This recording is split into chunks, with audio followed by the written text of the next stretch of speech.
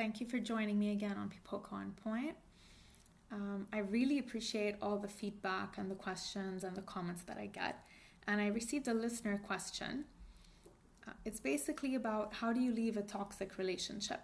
So, first and foremost, I'm not a relationship expert, but I've done so much research on this and I've read a lot of really good books. As you know from my first episode, the ability to read saved my life. So I always refer back to books for a lot of the advice and, life guidelines that I lead with. That being said, going back to the book, Becoming Bulletproof, Evie says to take inventory of who you surround yourself with. So do you feel better or worse about yourself when you leave that person? And does this person appreciate my efforts and presence, or is this a one-sided relationship? So one of the big exercises I like to do whenever I have to make a decision in my life and I'm just really not sure, it's really simple, but you have to write it down on paper, the pros and cons of the options in front of you. So if we're talking about a romantic relationship, write the pros and cons of that person. Okay, so what are the great qualities that they have to offer? And what are the bad qualities? And it wouldn't hurt to actually do the same thing about yourself.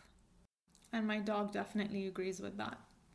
So yeah, sometimes we are the problem, or we're a bigger part of the problem than we think we are.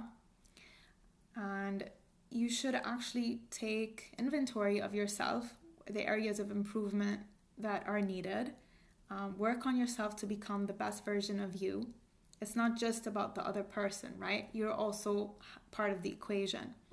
And I always say go where the love is. That means go where you're appreciated, go where you're valued, and see where you have room for improvement. Try the pros and cons exercise on a piece of paper and you might just get the slap in the face that you needed to make a change in your life.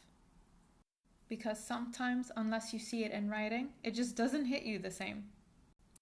So basically put the focus on yourself instead of the other person. Work on yourself. Build your self-confidence. Get out of your comfort zone. Even with little things like the other day I was having a conversation about going to the cinema alone. I love going to the cinema alone. And my friend was actually saying, what? I could never do that. I said, why? Or do you feel intimidated? Do you think people would look at you? What's the issue? She said, yes. I said, but who cares? You're going to see a movie. It's time to immerse yourself in that whole cinema experience, So even just taking baby steps like that, like getting out of your comfort zone and doing things you've never done before, like going to the cinema, going to, dinner or lunch alone. Take the time to get to know yourself better, because once you know yourself better and you love yourself better, you're going to teach other people to love and respect you. And if they don't, then they just don't belong in your life. So like I said, maybe if this person just doesn't want you, go where the love is. Somebody will love you. Somebody will want you. And perhaps that person, at least in this moment in time, is not the right person for you. So I think shift the focus on yourself rather than focusing so much on that person and giving that person so much energy and trying to do the impossible to make them love you or want you or appreciate you. How about you put all that energy into yourself instead, into your family, into your close friends, and into the people that actually really appreciate you.